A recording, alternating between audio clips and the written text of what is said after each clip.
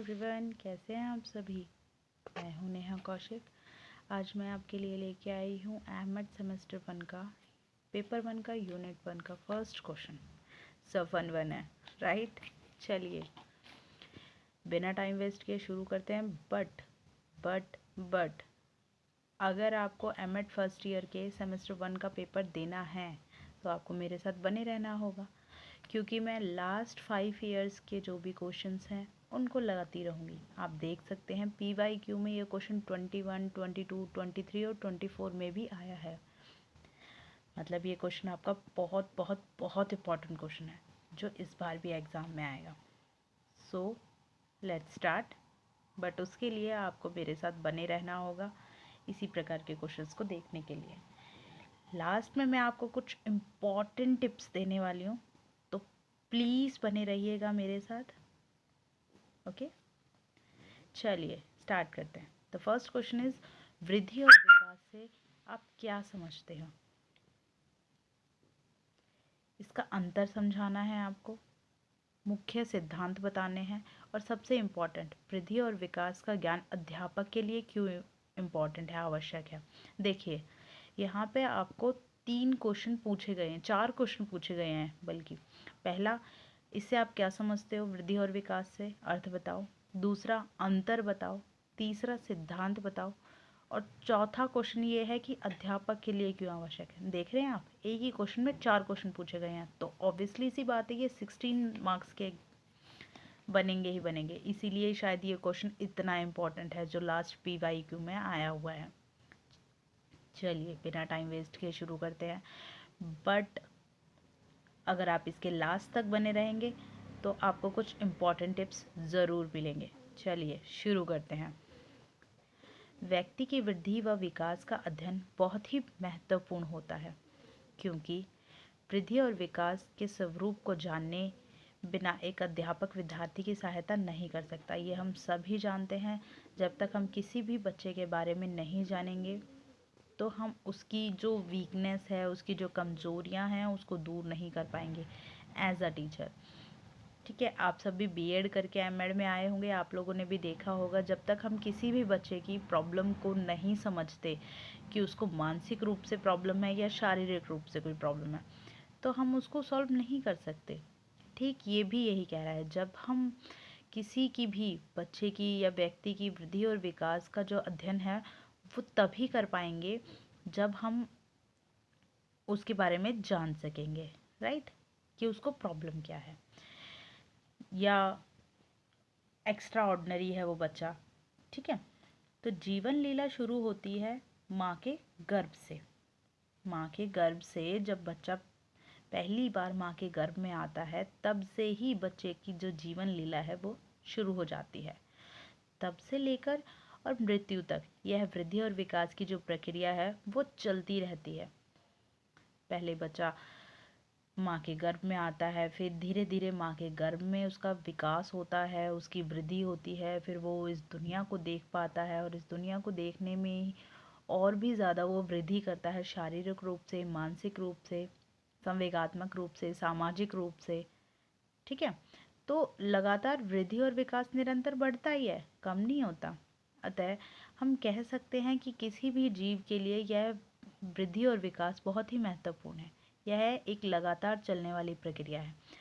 मैं अपनी बात को यहाँ रोकते हुए आपको बताना चाहूँगी कि आप एग्ज़ाम में अगर आप शीट लिख रहे हैं तो इस तरह से अगर आप हाईलाइट करेंगे अपने कुछ इंपॉर्टेंट वर्ड्स को, तो जो भी हमारा एग्ज़ामिनर होगा जो चेक करेगा हमारी शीट को, उस पर एक अलग इम्पैक्ट पड़ेगा। देखिए सीधी सी बात है, कोई भी इतना फ्री तो होता नहीं है कि एक एक वर्ड को पढ़ेगा। हम M.Ed की क्लास ले रहे हैं, राइट, तो M.Ed की क्लास में सबसे इम्पॉर्टेंट टॉपिक, या B.Ed की क्लास में भी सबसे इम्पॉर्टेंट टॉपिक यही होता है कि आप जो कुछ भी लिख रहे हो, ठीक है आपने बिल्कुल अच्छा लिखा है, बट अगर आप इस तरह से हाईलाइट कर देंगे ना चीज़ों को, तो वो और इम्पैक्ट डालता है टीचर पे कि हाँ दैट इज़ गुड।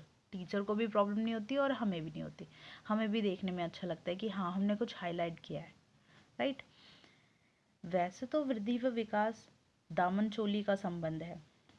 वृद्धि के बिना विकास नहीं हो सकता और विकास के बिना वृद्धि संभव नहीं है।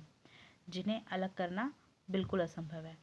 फिर भी इसके अर्थ के बारे में हमें जानना ही पड़ेगा, तो उसके लिए हमें उन दोनों को अलग करना ही होगा। सबसे पहले हम पढ़ते हैं वृद्धि के बारे में। वृद्धि शब्द का प्रयोग व्यक्ति के शरीर, आकार, भार आदि सब में वृद्धि करना होता है। व्यक्ति की मांसपेशियों और शरीर की साधारण वृद्धि भी इसमें शामिल होती है। व्यक्ति के जो मसल्स होते हैं, जो उसका शरीर बढ़ता है या छोटा होता है, भार उसका बढ़ जाता है, तो वो सब उसके अंदर शामिल होता है। इसे हम नाप सकते हैं, तोल सकते हैं और देख भी सकते हैं। किसी बच्चे की अगर आप लंबाई बढ़ते हुए तो देख ही सकते हो ना, ठीक है, या उसका वजन बढ़ रहा है तो भी हम देख सकते हैं, उसको नाप भी सकते हैं। तो वृद्धि यही होता है। वृद्धि का मतलब होता है कि आप बच्चे के अंदर जो भी दिख रहा है, या तो भार होता है या फिर उसकी लंबाई होती है, ठीक है, या जो भी उसके अंदर चेंजेस आते हैं शारीरिक रूप से, वो वृद्धि कहलाते हैं। मैं आपको पहले ही क्लियर कर दूं, शारीरिक रूप से जो भी उसके अंदर परिवर्तन आते हैं, ठीक है। फ्रैंक के अनुसार, फ्रैंक के द्वारा वृद्धि को परिभाषित किया गया है, शरीर की किसी विशेष पक्ष में जो परिवर्तन आता है उसे वृद्धि कहते हैं। मैं दोबारा बोल रही हूँ, शरीर के, राइट, मैंने अभी आपको बोला शारीरिक रूप से जो भी परिवर्तन होते हैं वो वृद्धि में आते हैं। अब अगर हम नेचर की बात करें, वृद्धि की प्रकृति की बात करें, वृद्धि से व्यक्ति बड़ा और भारी होता है। वृद्धि को मात्रा यानी कि क्वांटिटी के रूप में माना जाता है, मतलब कितनी मात्रा है टोटल। हम वज़न भी तो नंबर से काउंट करते हैं ना बच्चे का, जैसे 9 किलो का है, 10 किलो का है बच्चा, या 8 किलो का। जब पैदा होता है सबसे पहले हम क्या करते हैं, वज़न नापते हैं, राइट, वज़न तोलते हैं बच्चे का, 2 किलो का है, 3 किलो का बच्चा है, तो हम क्वांटिटी भी मैटर करते हैं उसमें। वृद्धि में वृद्धि निरंतर नहीं होती। वृद्धि क्या होता है, एक टाइम के बाद वृद्धि रुक जाती है, ठीक है। आपने देखा भी होगा कि आप लोग भी हो, आपकी अब हाइट तो नहीं बढ़ रही होगी, राइट, मेरी भी नहीं बढ़ रही है तो वृद्धि जो होती है वयस्क होने के बाद रुक जाती है। वृद्धि में कोई परिवर्तन नहीं होता है। फिर वयस्क होने के बाद बच्चे के अंदर जो वृद्धि होती है शारीरिक रूप से, वो रुक जाती है, चाहे वो एक्सटर्नल हो चाहे इंटरनल हो, मतलब आंतरिक रूप से हो या बाह्य रूप से हो, दोनों प्रकार से वृद्धि रुक जाती है। वृद्धि की गति एक समान नहीं रहती है, मतलब कभी ऊपर नीचे होता रहता है। कभी बच्चे का वजन बढ़ जाता है तो कभी बच्चे की अचानक से लंबाई बढ़ने लगती है। तो ये एक, हम उसमें नहीं कर सकते कि गति जो है उसकी एक समान बढ़ रही है, क्या सारे ही बच्चे लंबे हो रहे हैं या सारे ही बच्चे मोटे हो रहे हैं, ऐसा नहीं होता है। किसी बच्चे की लंबाई बढ़ती है तो किसी की मोटाई बढ़ती है। वृद्धि एक विशेष समय तक होती है, फिर रुक जाती है। वृद्धि आंतरिक रूप से होती है, मैंने अभी आपको बताया आंतरिक रूप से होती है, मतलब अंदर में जो परिवर्तन होते हैं। अब हाइट तो दिखती है हमें, पर जो हाइट बढ़ रही है बच्चे की, वो तो अंदर से ही बढ़ रही है ना। बच्चा खाएगा पिएगा, एक्सरसाइज करेगा, लटकेगा, तो उसकी हाइट बढ़ेगी। तो उसके लिए वो मेहनत कर रहा है, वो अपनी मांसपेशियों को खींच रहा है। कहाँ से खींच रहा है, अंदर से खींच रहा है, आंतरिक रूप से। स्त्रियों में पुरुषों की अपेक्षा वृद्धि तीव्र होती है। स्त्रियां जल्दी बड़ी हो जाती हैं पुरुषों की अपेक्षा। शिशु काल में वृद्धि तीव्र होती है। बच्चा जब छोटा होता है आप देखोगे बहुत जल्दी जल्दी ग्रो करता है, जैसे कि 6 महीने का बच्चा बैठने लग जाता है, साल भर का बच्चा चलने लग जाता है, तो धीरे धीरे उसके अंदर ग्रोथ जल्दी बढ़ जाता है। और उसके बाद जैसे बच्चा धीरे धीरे बड़ा होता है तो गति धीमी हो जाती है। शारीरिक व मानसिक वृद्धि का आपस में गहरा संबंध है। शरीर बढ़ेगा तो मानसिक वृद्धि भी बढ़ेगी, ऐसा ज़रूरी भी नहीं है और ऐसा ज़रूरी भी है, क्योंकि दोनों का आपस में बहुत गहरा संबंध है, राइट। जब कद में वृद्धि होती है तो भार रुक जाता है, और जब भार में वृद्धि होती है तो कद रुक जाता है। शारीरिक वृद्धि को देखना मानसिक वृद्धि की अपेक्षा सरल होता है। मैंने अभी आपको बताया, हम माप सकते हैं, तोल सकते हैं, नाप सकते हैं शरीर को, पर मानसिक वृद्धि को हम नाप सकते हैं क्या? मानसिक वृद्धि को तोल सकते हैं क्या? नहीं तोल सकते। यही चीज़ इसमें बताई हुई। आई होप आपको इंटरेस्टिंग लग रहा होगा। वैसे मुझे तो बहुत इंटरेस्टिंग लग रहा है कि वृद्धि, हमारे शरीर में इतने सारे बदलाव होते हैं और वो एक टाइम के बाद रुक भी जाते हैं, राइट। नेक्स्ट पढ़ते हैं हम लोग। नेक्स्ट है हमारा विकास। विकास का अर्थ, मीनिंग ऑफ डेवलपमेंट। विकास का अर्थ उन्नति से संबंधित परिवर्तनों की ओर संकेत करता है और हमारी परिपक्वता यानी कि मैच्योरिटी की ओर अग्रसर करता है। देखिए सीधी सी बात है, वृद्धि हो रही है, बच्चा बढ़ रहा है, शरीर बढ़ रहा है उसका, राइट। उसमें क्या था, वृद्धि में शरीर से संबंधित था, शारीरिक रूप से। विकास में क्या है, मानसिक रूप से। मानसिक रूप से बच्चे में परिवर्तन आता है और उसके अंदर मैच्योरिटी आती है, एक परिपक्वता आती है कि क्या सही है, क्या गलत है, मुझे क्या करना चाहिए, क्या नहीं करना चाहिए, ये सब विकास के अंदर आते हैं। ठीक है। बच्चे की शारीरिक वृद्धि होने के साथ साथ उसमें मानसिक विकास भी होता है। मैंने अभी आपको बताया कि मानसिक विकास इस पे एक गहरा असर डालता है विकास पे। बालक की वृद्धि के साथ साथ उसकी विकास की प्रक्रिया भी चलती है। शिशु के शारीरिक तथा मानसिक विकास के परिणाम स्वरूप उसके व्यवहार में भी परिवर्तन दिखाई देता है। जब एक बच्चा बड़ा होता है और उसके मानसिक विकास में जो परिवर्तन दिखाई देते हैं वो उसके व्यवहार में भी पता चलता है। अब देखिए, आप छोटा सा एग्जांपल ले लीजिए कि आप एक छोटे से बच्चे को गर्मियों में बाहर भी नहला देते हैं, राइट। तो उस बच्चे को कुछ फील नहीं होता है, अच्छा लगता है कि खुले में मुझे नहलाया है। बट क्या आप ये बड़े आदमी के साथ कर सकते हैं? नहीं कर सकते, क्योंकि उसके अंदर मैच्योरिटी आ जाती है कि मुझे सबके सामने नहीं नहाना है, मुझे अकेले में जाके नहाना है। या बच्चा जब खाना खा रहा होता है तो आपने देखा होगा कि बच्चा कुछ गिराता है, कुछ चम्मच में रह जाता है, कुछ फेस पे लग जाता है, तो वो बच्चा ठीक से नहीं खा पाता, राइट। तो उसको ये चीज़ की गिल्टी भी नहीं होती है कि मेरा गिर गया है खाना या मेरे फेस पे लग रहा है, सब लोग क्या कहेंगे, हंसेंगे, नहीं। क्यों? क्योंकि उसके अंदर अभी मैच्योरिटी नहीं आई है। वहीं अगर हम बड़ों की बात करें, जब वो मानसिक रूप से विकसित हो जाते हैं, ठीक है, तो बच्चों को ये फील होने लग जाता है कि नहीं नहीं, खाना नहीं गिरना चाहिए, गलत बात है, मेरे फेस पे तो नहीं लग रहा, सब लोग मुझ पे हंसेंगे, राइट।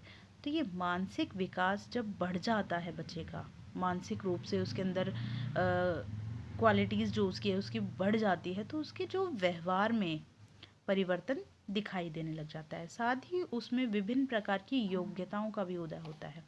अब बच्चा जब बड़ा हो रहा है, मानसिक विकास हो रहा है, तो बच्चे का इंटरेस्ट भी जगता है। बच्चा सोचता है कि मेरा ना क्रिकेट में इंटरेस्ट है तो मुझे क्रिकेट खेलना चाहिए, मेरा डांस में इंटरेस्ट है तो मुझे डांसिंग करनी चाहिए, राइट। तो वो अपने इंटरेस्ट भी दिखाते हैं। बाल्यावस्था में बालक के होने वाले यह विकास उनको भावी जीवन की दिशा की ओर ले जाते हैं। मैंने अभी आपको बताया जिस तरह से बच्चा बचपन में ही अपना जो गोल है उसको डिसाइड कर लेता है कि मुझे डॉक्टर बनना है, इंजीनियर बनना है, मुझे क्रिकेटर बनना है, डांसर बनना है।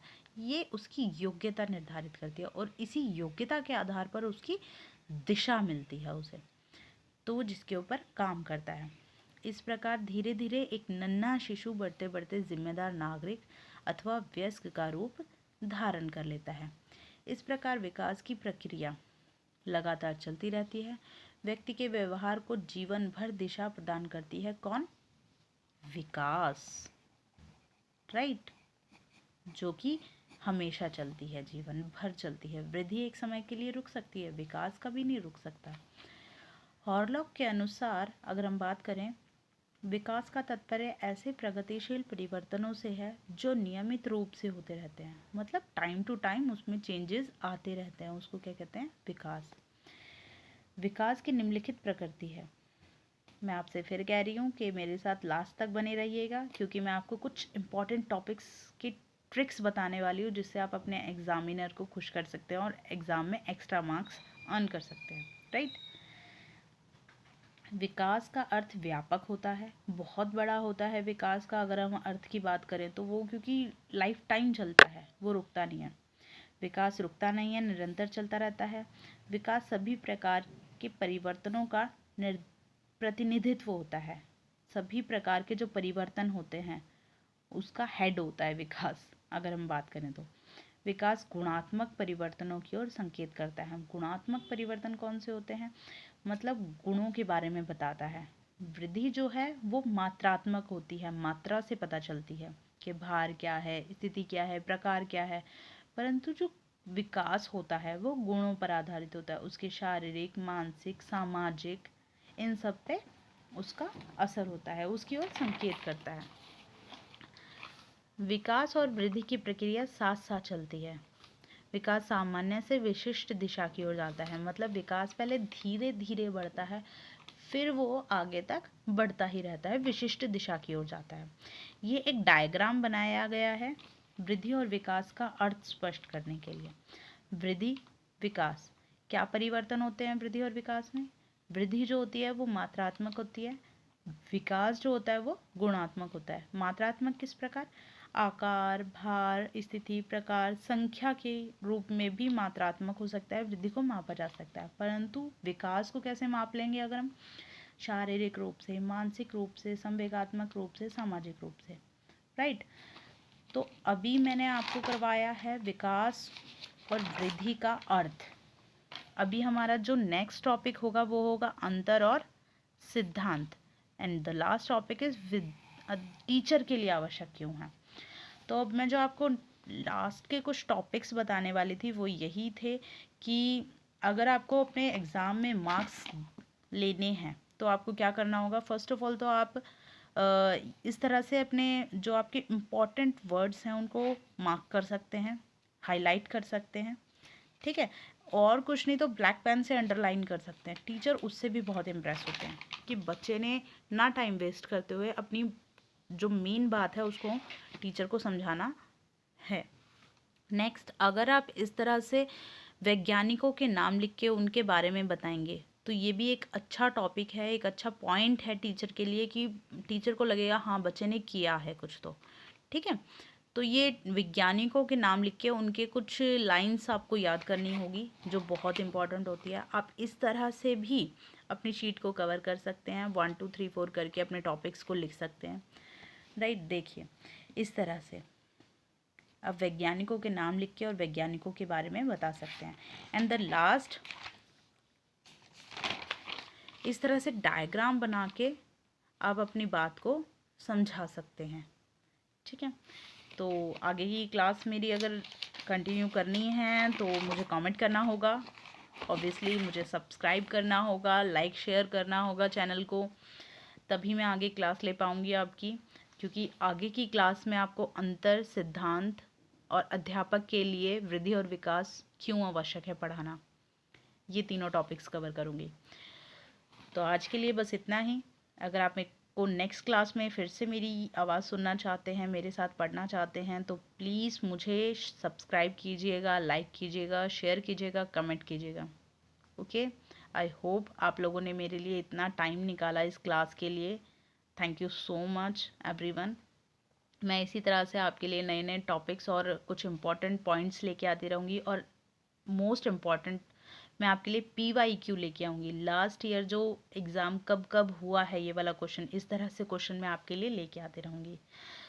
तो प्लीज़ लाइक कीजिएगा, शेयर कीजिएगा, सब्सक्राइब कीजिएगा और मेरे साथ बने रहिएगा। Okay, bye bye, thank you so much, bye bye.